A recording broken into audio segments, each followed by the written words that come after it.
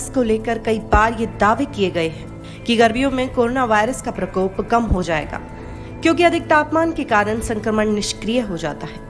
लेकिन अब फ्रांस के वैज्ञानिकों द्वारा किए गए एक शोध में इस बात को खारिज कर दिया गया है।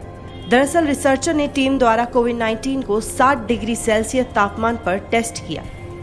करीब 1 घंटे तक 60 डिग्री सेल्सियस तापमान पर कोरोना वायरस को टेस्ट करने के बाद रेमी और उनकी टीम ने देखा कि कोरोना की कुछ किस्म अब भी संक्रमण फैलाने में सक्षम थी।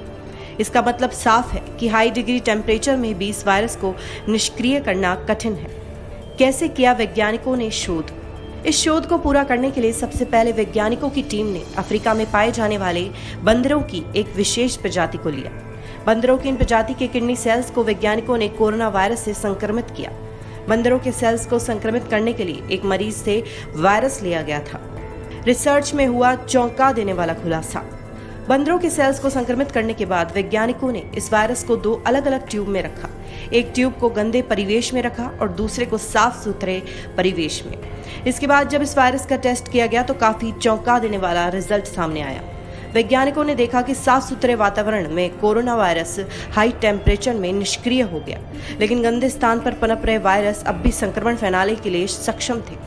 हाई टेम्परेचर पर होने के कारण कोरोना वायरस कमजोर हुआ, लेकिन वह उस वायरस में संक्रमण फैलाने की क्षमता मौजूद थी।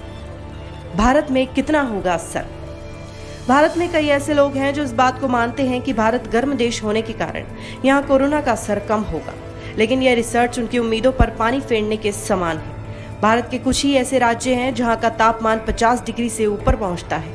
ऐसे में अगर इन राज्यों में कोरोना फैलता है तब भी 50 डिग्री सेल्सियस तक के तापमान में कोरोना वायरस पूरी तरह से निष्क्रिय नहीं हो सकता है। यानी लोगों का ये मान लेना कि भारत में कोरोना वायरस का असर कम होगा, ये बिल्कुल गलत है।